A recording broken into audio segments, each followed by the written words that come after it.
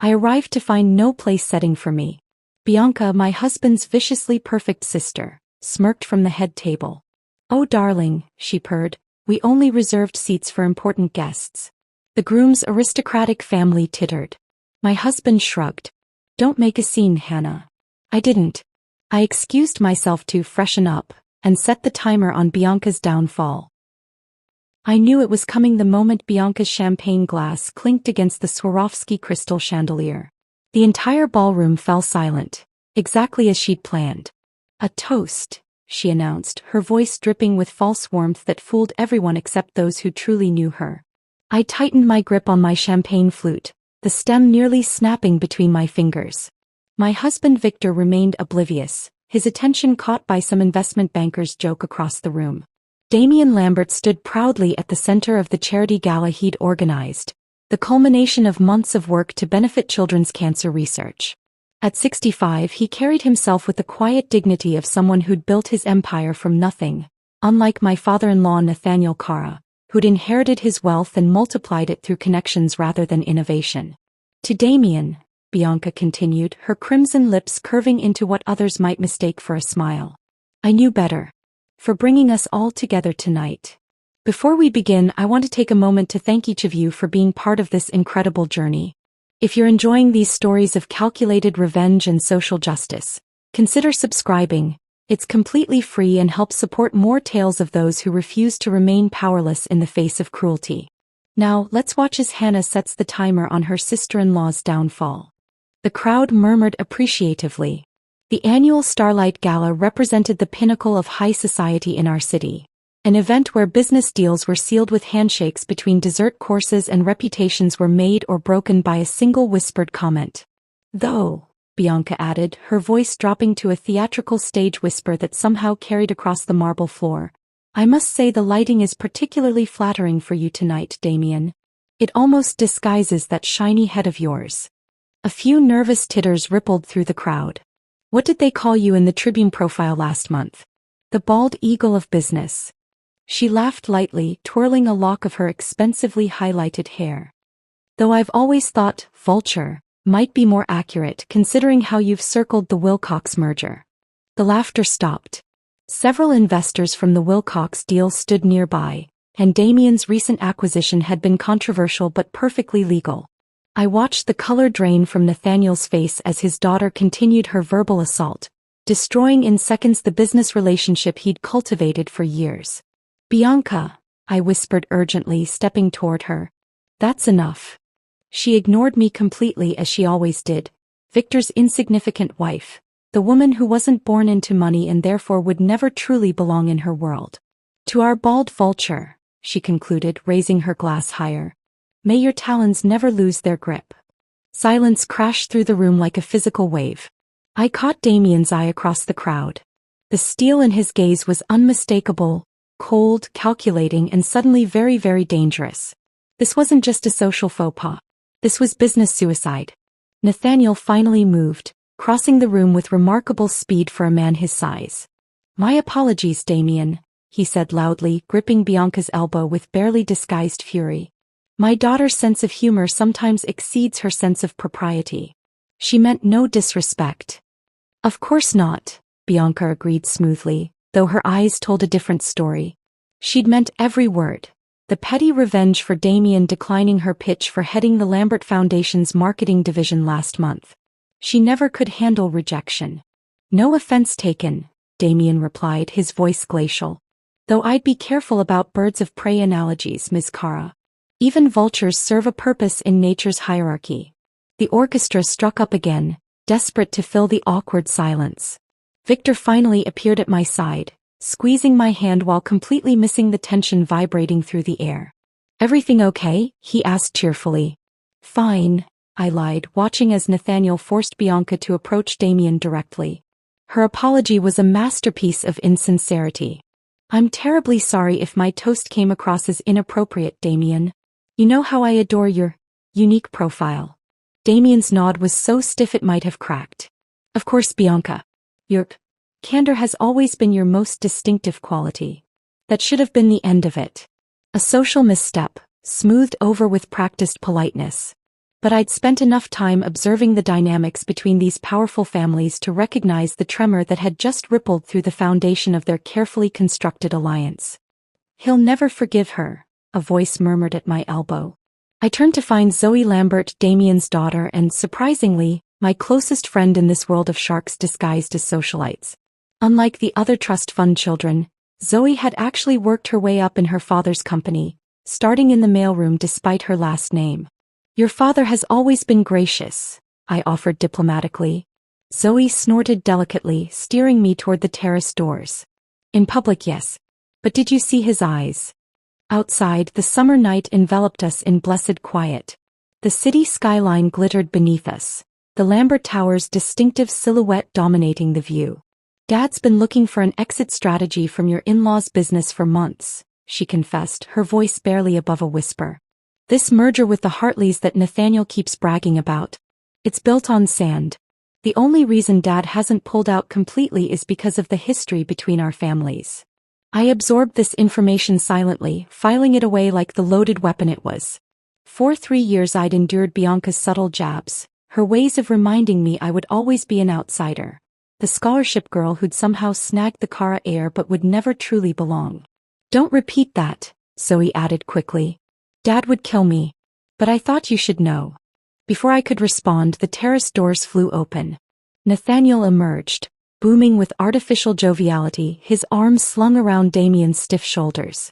"The future looks bright, doesn't it, Damien? Once we finalize the Hartley merger next month, we'll dominate the entire eastern seaboard." "Indeed," Damien replied, his smile tight and empty. I noticed how it didn't reach his eyes, the same eyes that had locked with mine earlier, filled with quiet fury. More guests spilled out onto the terrace as the fundraising portion of the evening concluded. Victor found me again, wrapped in his carefree bubble of privilege, utterly unaware of the business apocalypse his sister had nearly triggered. "Dad says we've raised $8 million tonight," he told me proudly. "Bianca's already planning how to leverage it for the wedding publicity."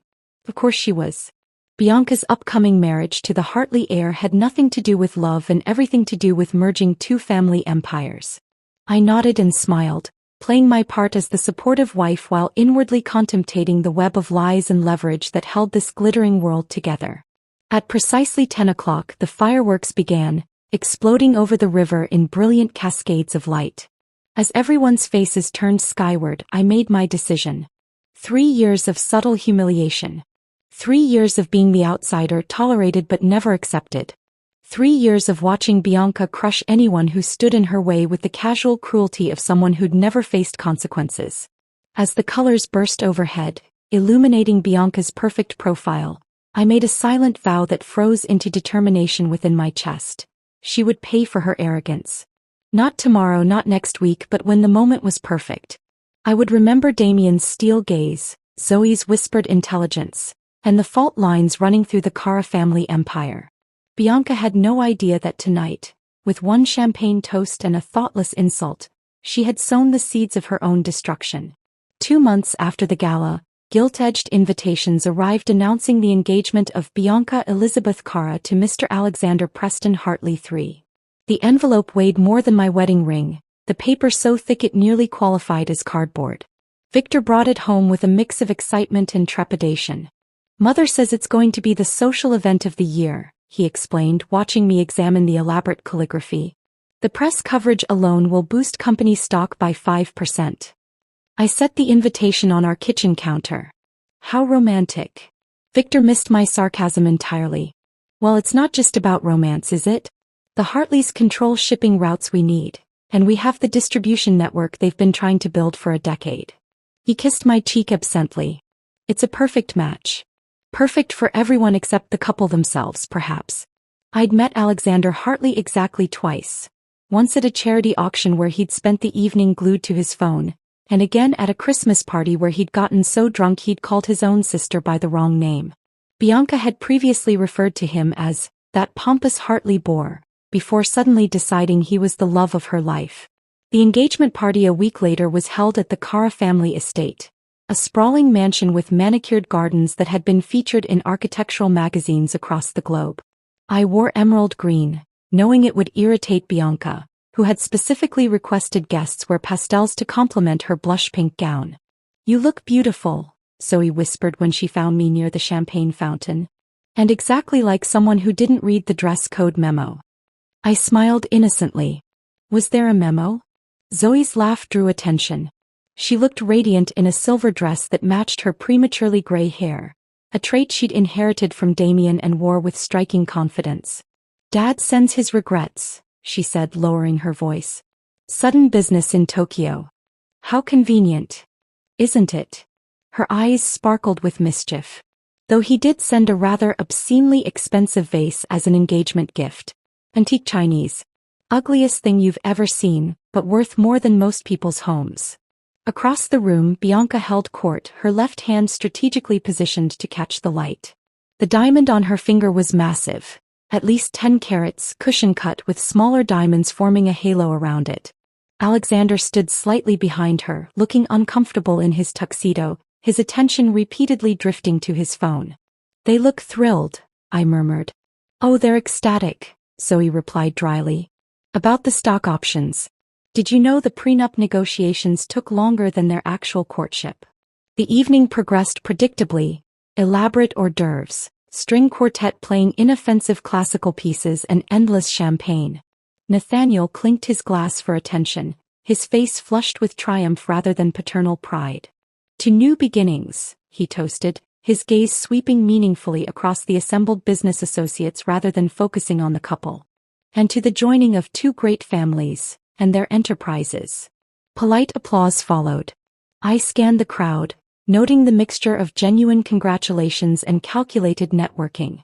My attention caught on Mr. Hartley Sr., standing slightly apart from the celebration. Despite the air conditioning, beads of sweat dotted his forehead as he frantically scrolled through his phone. When he noticed me watching, he quickly pocketed the device and forced a smile. I excused myself from Zoe and drifted toward the bar, positioning myself near enough to overhear his urgent whisper to an associate. "Don't care what we have to liquidate. Just keep it quiet until after the merger announcement next week."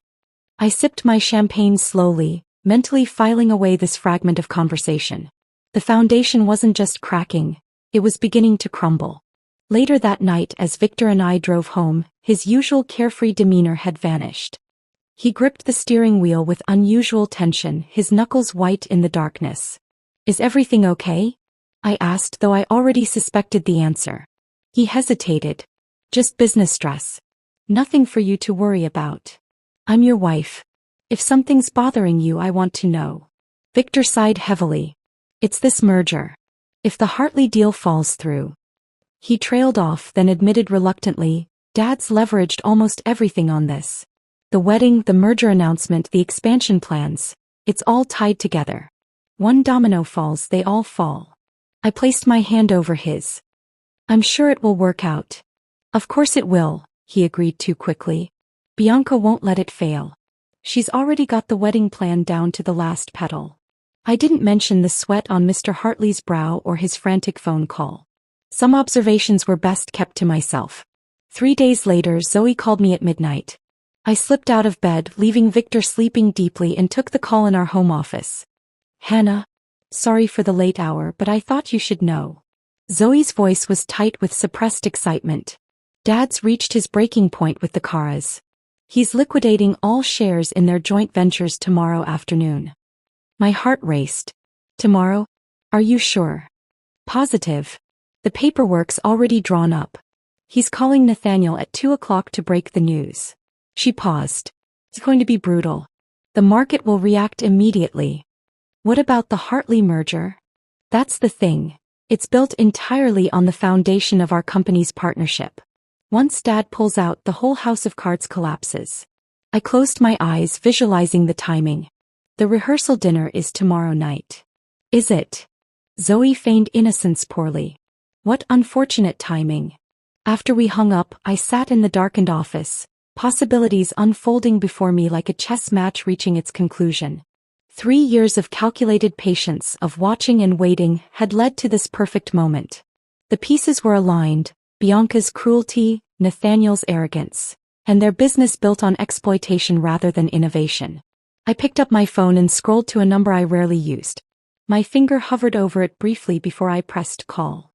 Damien answered on the second ring, his voice alert despite the hour. Hannah, is everything all right? Everything's fine, I assured him, my voice steady as a surgeon's hand. I hope I'm not calling too late. Not at all. What can I do for you? I chose my words carefully. Zoe mentioned you're planning some significant business changes tomorrow. Pause. She shouldn't have shared that information. Probably not, I agreed. But she did. And it got me thinking about timing. Timing. I traced a pattern on my desk, my voice dropping to almost a whisper. What if you moved your timeline up? To tonight? The silence stretched between us, charged with understanding. Tonight, he repeated slowly. During the rehearsal dinner, you mean? I didn't confirm or deny. I didn't need to. Damien's low chuckle held no humor, only recognition of a worthy strategist. You've always seen more than others give you credit for, haven't you, Hannah? I observe, I said simply. And now you want to act.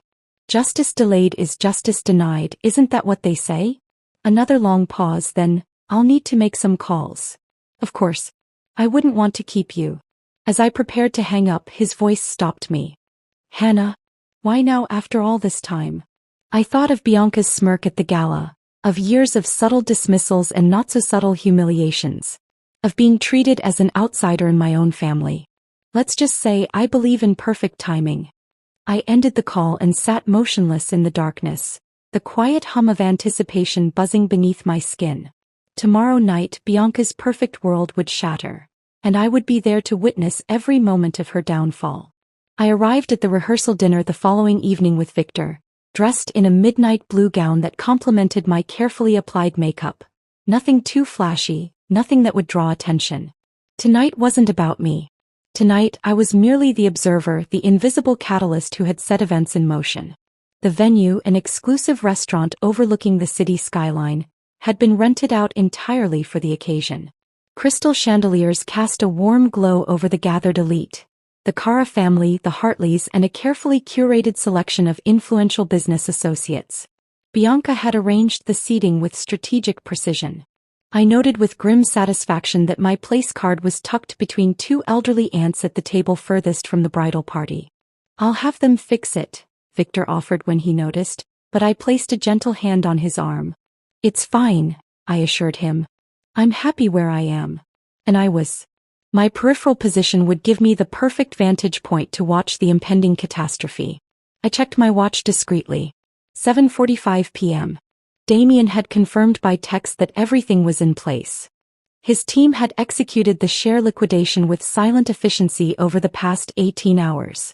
Financial news outlets had been alerted. Time to break the story at precisely 8 p.m., right as Nathaniel would be giving his rehearsal dinner speech. The first course arrived, a delicate arrangement of scallops that I barely tasted. My attention was fixed on the head table, where Bianca preened in a silver-sheathed dress, a diamond necklace catching the light with every movement.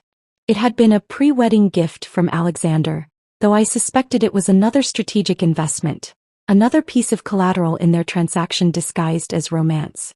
At 5 minutes to 8, Nathaniel rose from his seat, champagne glass in hand. The murmur of conversation died down as he cleared his throat. Distinguished guests, beloved family members, he began, his voice carrying the practiced resonance of someone accustomed to boardroom speeches. We gather tonight on the eve of a momentous occasion, not just the union of two people, but the joining of two great legacies. I took a small sip of wine, savoring the moment like the vintage in my glass. Tomorrow, when Bianca and Alexander exchange vows, they will be cementing more than their love. They will be forging the future. A future of prosperity, growth, and... His phone buzzed loudly against the table. Nathaniel frowned, glancing down at the screen. His face remained composed, but I caught the slight tightening around his eyes.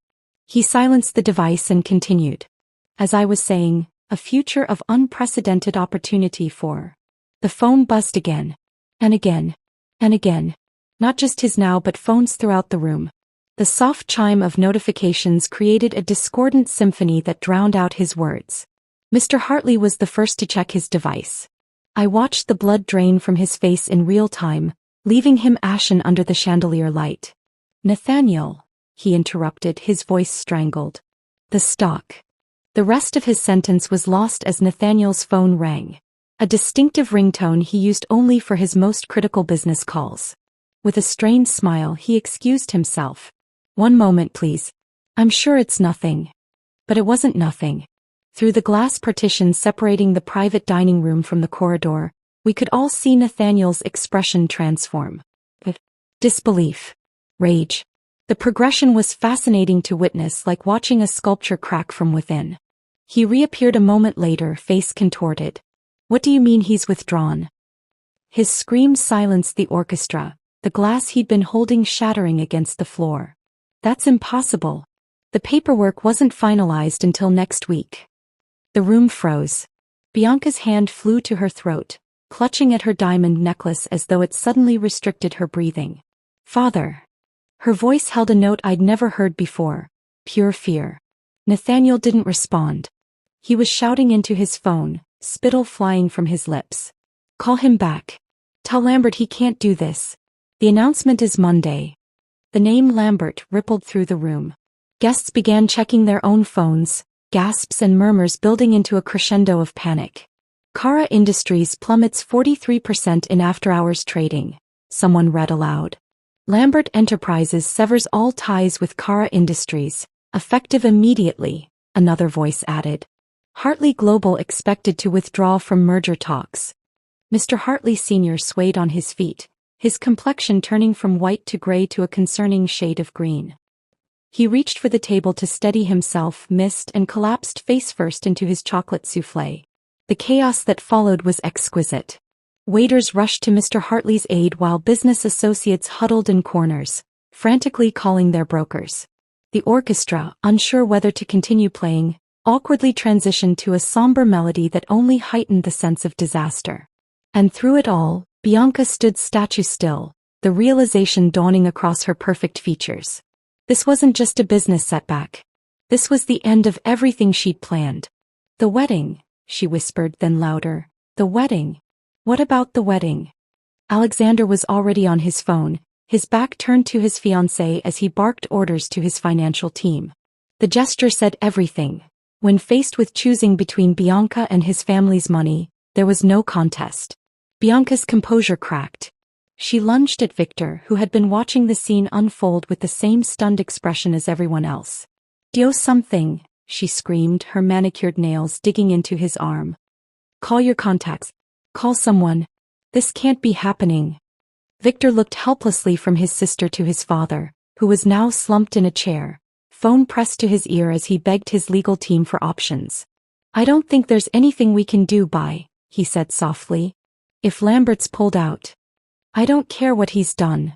Her voice rose to a pitch that made crystal ring. "Fix it." I remained in my seat, calmly lifting my wine glass to my lips. Our eyes met across the chaos. Bianca's wild with desperation, mine steady with satisfaction.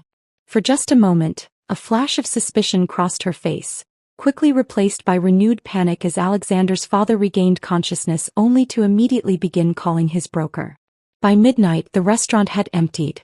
The Hartleys had departed en masse, Alexander trailing behind his family without so much as a goodbye to his fiancée. Business associates had melted away, eager to distance themselves from the imploding Kara empire. Only the immediate family remained, shell-shocked in the aftermath. Victor and I returned to the Kara estate with Nathaniel and Bianca. The house, which had been transformed with floral arrangements for tomorrow's garden ceremony, now felt like a funeral parlor. Bianca disappeared upstairs while Nathaniel locked himself in his study with a bottle of scotch. Dawn broke with the inevitable announcement. The wedding was cancelled. I found Bianca in her room, surrounded by wedding gifts that would now be returned. Her designer gown hung on the closet door, mockingly perfect in its ivory splendor. She wasn't wearing makeup, her hair tangled from a sleepless night. When she looked up, her eyes were red-rimmed, but I knew, just as I knew the sun would rise, that she wasn't crying for love. She was crying for the empire that had slipped through her fingers, for the status she'd lost, for the future that had evaporated in a single evening. "Are you happy now?" she whispered hoarsely. I leaned against the doorframe. "Why would I be happy about your wedding being cancelled?" Her laugh was bitter, hollow. "Don't pretend. I saw your face last night. You enjoyed every second. I didn't deny it. Some truths didn't need to be spoken aloud to be perfectly understood. I left Bianca's room without responding to her accusation. There was nothing to say. We both knew what had happened even if she didn't understand exactly how I'd orchestrated it. In the hallway, I nearly collided with Victor, who looked like he hadn't slept at all. "Dad's in his study," he said, his voice rough. "He's been on the phone with Damien Lambert all night." I nodded, feigning sympathy. "Any progress?" Victor ran a hand through his disheveled hair. "None. Lambert won't budge. Dad's offered everything. Increased shares, board positions, even naming rights on the new headquarters." "And Damien's response?" "He just keeps referring to some formal letter his legal team sent over." Victor leaned against the wall, suddenly looking older than his 32 years. "Apparently it states, effective immediately, all ties are severed. No negotiation, no transition period. Just done."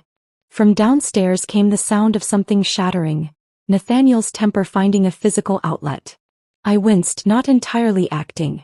The house had been in the Cara family for generations, its antiques and artwork worth millions. Nathaniel's rage would only compound their losses. "The stock is still falling," Victor continued, checking his phone. "Down 62% now. The business press is calling it Black Friday, even though it's Tuesday." He looked up at me, eyes bloodshot. "We're ruined, Hannah." I placed a comforting hand on his arm. "Not ruined. Changed maybe. You don't understand. Everything, the house, the vacation properties, even our personal accounts, it's all tied to company stock and assets. Dad leveraged everything for the Hartley merger." "Everything?" I asked, genuine surprise coloring my voice. I'd anticipated financial damage but not complete devastation. Victor nodded grimly. "The prenup negotiations took so long because Dad was hiding our liquidity issues. The Hartleys wanted guarantees we couldn't actually provide without the merger itself." Another crash from downstairs punctuated his words. We both glanced toward the sound, then back at each other. "You should get some rest," I suggested gently. "Tomorrow will be difficult enough." "Tomorrow?" Victor laughed hollowly. "Tomorrow we start selling assets to pay creditors. Tomorrow the board meets to discuss whether Dad should step down. Tomorrow our lawyers meet with the SEC to address insider trading allegations someone has mysteriously filed." I kept my expression neutral. The SEC complaint had been Zoe's idea, a detail I hadn't known about until it was already done. As Victor turned to go, he paused, studying my face with unexpected intensity. "You knew this would happen." It wasn't a question. His eyes, so like his father's but warmer, more perceptive, held mine steadily. In that moment, I realized he'd always been more observant than his family gave him credit for. "Not exactly," I replied carefully. "Not the scale of it. But you knew something." He stepped closer. "When Dad announced the merger, you didn't seem surprised at all when it collapsed. You were ready." I maintained his gaze, neither confirming nor denying. After a long moment, a strange expression crossed his face.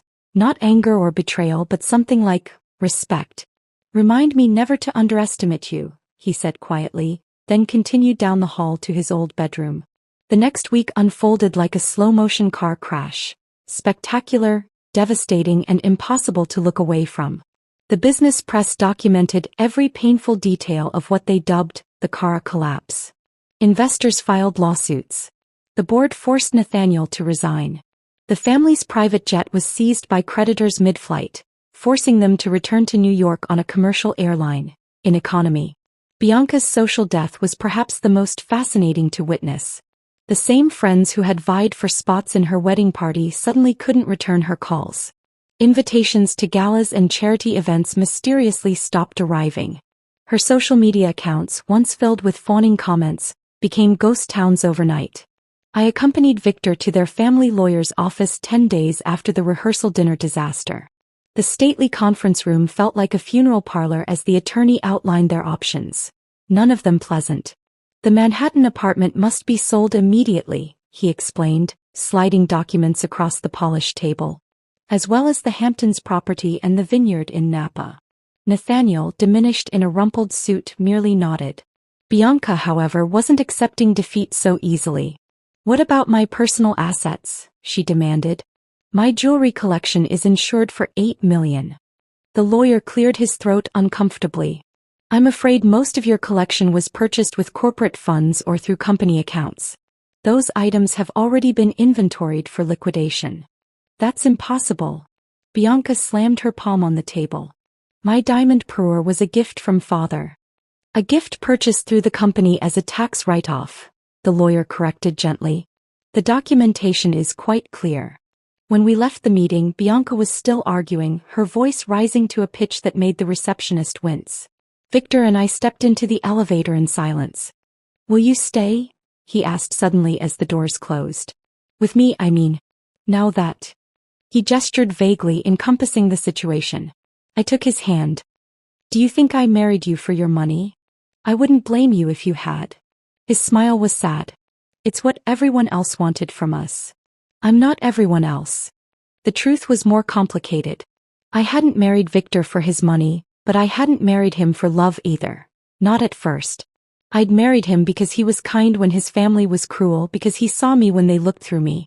Love had grown later, quiet and steady. Now, watching him face his family's downfall with dignity, I realized that love had deepened into something genuine. 2 days later, Zoe invited me to lunch at a discreet restaurant far from the financial district. "To the architect of the most elegant revenge I've ever witnessed," she said, raising her water glass in a toast.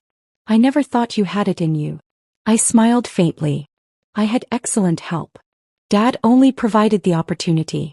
You recognized the perfect moment to strike." From her handbag she withdrew a small velvet pouch. "I brought you something."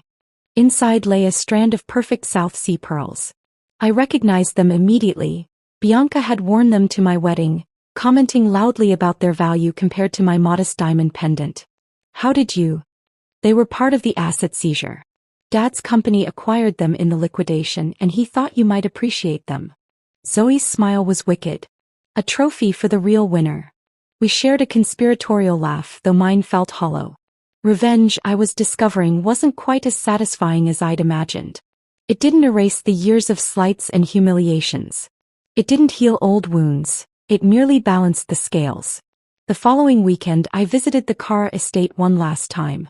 Movers were packing up the last of the family's belongings before the property went to auction. Bianca was nowhere to be seen. Rumor had it she'd accepted a distant cousin's offer of a guest house in Connecticut until she got back on her feet. In the master suite, the safe stood open and empty, save for a few pieces of jewelry deemed Nathaniel's personal property. I recognized several items he'd given Bianca over the years, pieces she'd flaunted at every opportunity. With the movers distracted downstairs, I gathered these remaining items: a diamond tennis bracelet, sapphire earrings, an emerald pendant, and slipped them into my purse. Not to keep, but for a purpose that felt like closing a circle. That evening, I made an anonymous donation to the Children's Cancer Charity that had hosted the gala where this all began. The accompanying note specified that the jewelry be auctioned at their next fundraiser.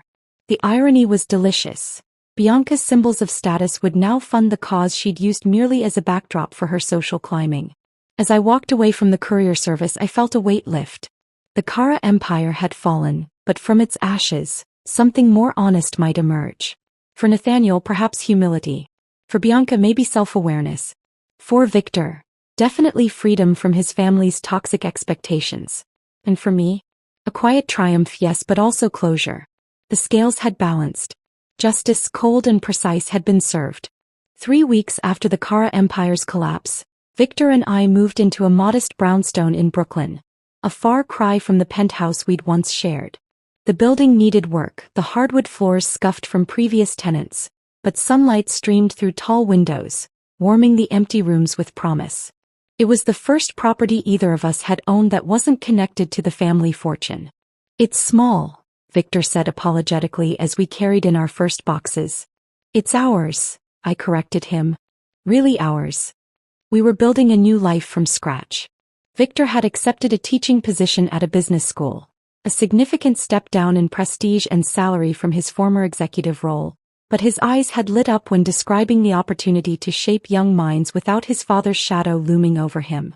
I was surprised when Nathaniel asked to visit us a month after we'd settled in. He arrived looking like a different man. His designer suit replaced by khakis and a simple button-down, his luxury watch gone, his bearing less commanding but somehow more authentic. "Nice place," he said, glancing around our living room. No snide remarks, no backhanded compliments, just a simple observation. Victor had been called to the university for an emergency faculty meeting, leaving Nathaniel and me alone with a pot of coffee between us. The silence stretched uncomfortably until he cleared his throat. "I owe you an apology, Hannah." I raised an eyebrow but said nothing. "When Victor first brought you home, I saw you as..." He paused, searching for words. "Beneath you," I supplied. He nodded, surprising me with his honesty. "I was wrong. You were the only one who saw us clearly. Who saw Bianca clearly." His mention of his daughter sent a pang of something, not quite guilt but close, through me. I'd orchestrated their downfall without remorse, but sitting across from this humbled version of Nathaniel Cara, I found myself wondering about the human cost. "How is she?" I asked. Nathaniel looked down at his coffee cup. "Struggling. She hasn't adjusted well to reduced circumstances." "I imagine not. Her cousin Marcus offered her a teaching position at that finishing school he runs in Switzerland." Nathaniel's laugh held no humor. "Bianca teaching etiquette. The irony isn't lost on me. At 28, Bianca was essentially being sent to the equivalent of boarding school, a glorified exile wrapped as an opportunity." "I indulged her too much," Nathaniel admitted quietly. "From the time she was little after her mother died. I thought giving her everything she wanted would make up for what she'd lost. I could have offered comfort, could have said what parents so often want to hear, that they did their best. But some lessons need to hurt to truly teach." "Yes," I agreed simply. "You did." He nodded, accepting the unvarnished truth with surprising grace. We finished our coffee in silence, and when he left, his shoulders seemed straighter, as though unburdened by the weight of pretense he'd carried for so long. That night, Victor returned home late, smelling of chalk dust and coffee. I was already in bed, reading by lamplight. He sat beside me, taking the book from my hands and setting it aside.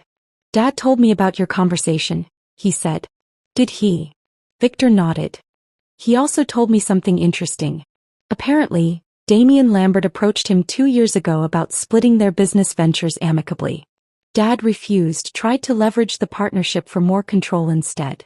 "That sounds like Nathaniel," I agreed. "The thing is," Victor continued, studying my face, "Lambert specifically mentioned concerns about how Bianca treated you at family functions. He said it reminded him of how his late wife was treated by her in-laws." I kept my expression neutral, though my heart raced. "That's interesting. Dad thought it was a negotiation tactic at the time." Victor traced my cheekbone with his thumb. "But now he wonders if Lambert was waiting for the right moment, or the right person, to give him a reason to sever ties." His eyes held mine, searching. "You didn't just make a phone call that night, did you? You've been playing a longer game." I didn't answer immediately. The truth was complicated. I hadn't planned everything from the beginning, but I'd been collecting information, building relationships, waiting for an opportunity. "Does it matter now?" I asked softly. "No," he said after a moment. "Except that I'm realizing I never really knew you." His smile held a mixture of awe and wariness. "You're terrifying, and I love you for it." He kissed me then, and something shifted between us. The last pretenses falling away, leaving something raw and honest in their place. Our marriage, built initially on convenience and attraction, had transformed through crisis into something deeper, stronger for having been tested. The following morning, a courier delivered a small package addressed to me. Inside was a handwritten note on heavy stationery, accompanied by a vintage fountain pen in a leather case. "Hannah, this pen belonged to my father, who built our company from nothing. He taught me that true power comes not from wealth or status, but from patience and precision. You remind me of him. Your father would be proud. Regards, Damian Lambert." Coming from Damian, a man known for his restraint with compliments, the note felt like the highest praise. My father, a professor of ethics who died before I met Victor, had indeed valued integrity above all else. He'd be conflicted about my methods perhaps, but would have understood the justice at their core. I was turning the pen in my hands when my phone rang. Zoe, calling from her father's office where she'd taken on a more prominent role since the car collapse. Are we still on for lunch tomorrow? She asked without preamble. Of course. The usual place. Perfect. She paused. I heard Bianca's off to Switzerland. Teaching at a finishing school of all things. So I've heard. Zoe's laugh filtered through the phone. I'd pay good money to see Bianca Cara teaching anyone manners.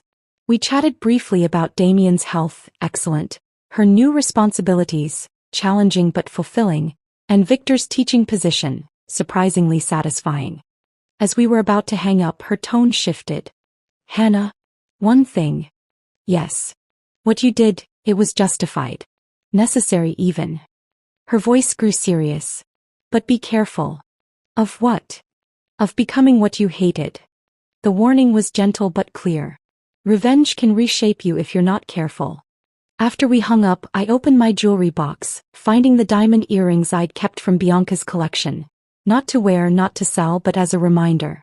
I turned them in the light, watching prisms dance across the wall. Zoe was right.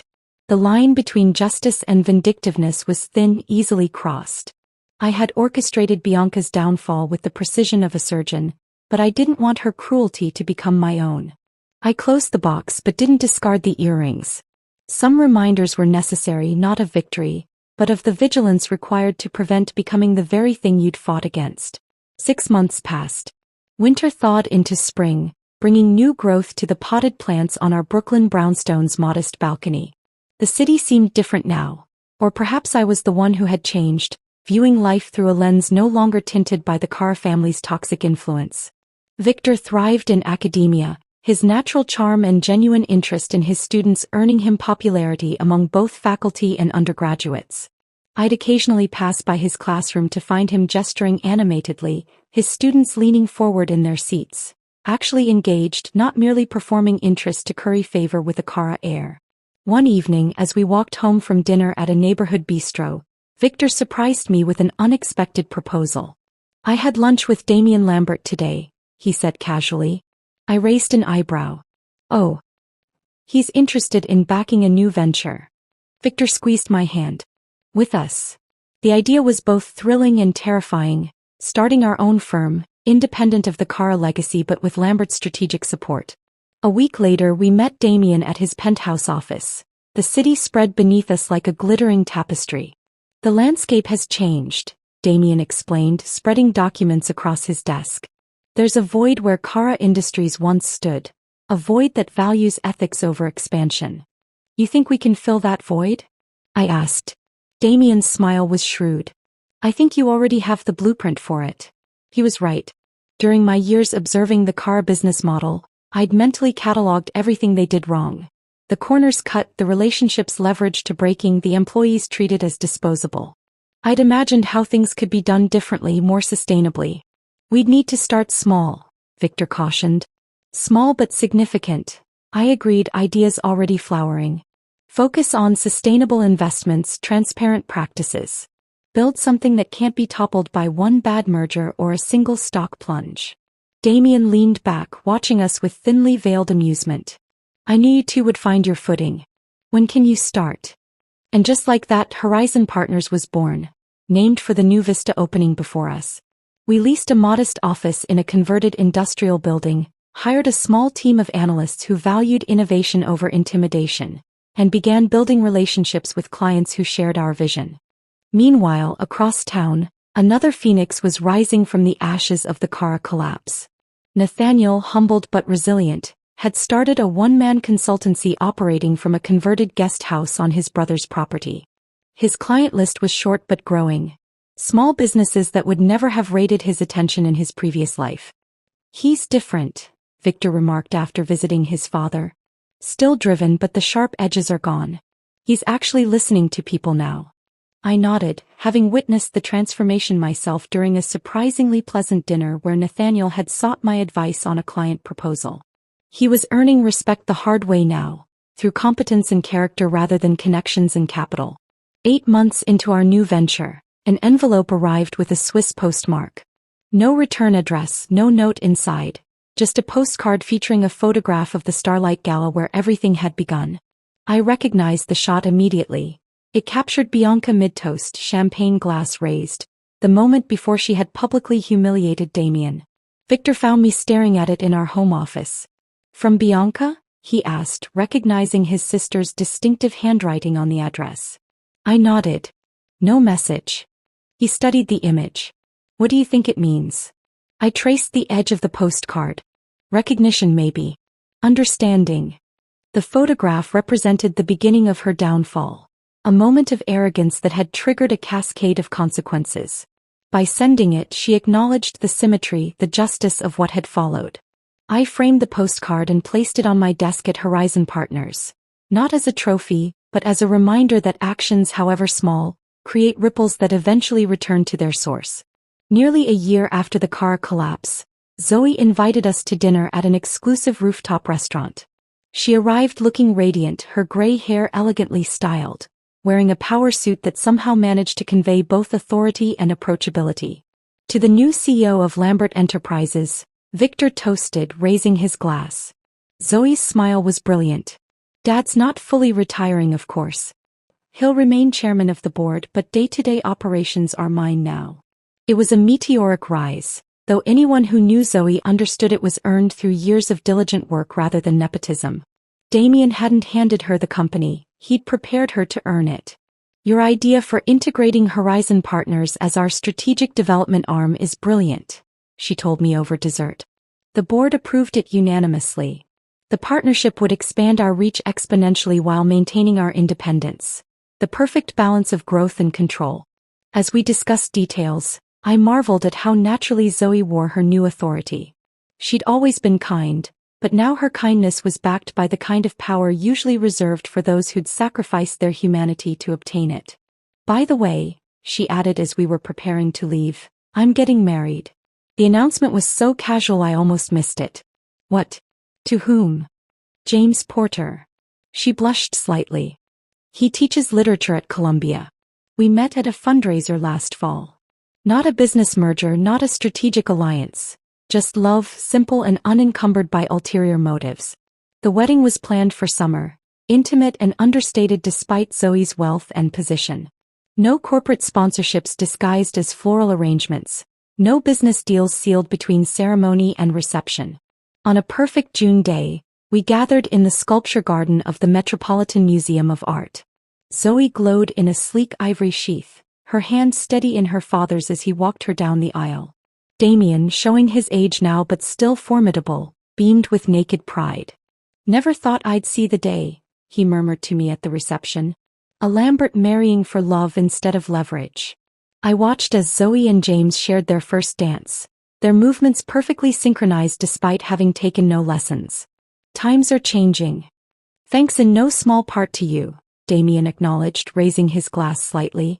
As the evening progressed, I found myself standing with Zoe near the fountain, both of us slightly apart from the celebration, observing the happiness we'd helped create. "Remember when we met?" she asked. "At that awful Christmas party where Bianca accidentally spilled red wine on your white dress?" I laughed softly. "How could I forget? You appeared with club soda and a knowing look." "I recognized a kindred spirit," Zoe admitted. "Someone who saw through the facade but played the game anyway." She glanced around at the gathered guests, genuine friends rather than strategic connections. "Look where it got us." I followed her gaze to Victor, deep in conversation with James about some obscure literary theory, his face animated with genuine interest. To Nathaniel, showing photos of his community garden project to a retired judge. To Damien, contentedly watching his daughter's happiness. "Karma doesn't forget addresses," I whispered, an old saying of my father's that seemed particularly apt. Zoe squeezed my hand. "Neither do friends." As the orchestra struck up another waltz, Victor appeared at my side, hand extended in invitation. I stepped into his arms, moving across the floor with the ease of partners who had weathered storms together and emerged stronger. The past was behind us. The future, bright with possibility, unfurled before us like the path of moonlight on water. Illuminated, inviting and entirely our own.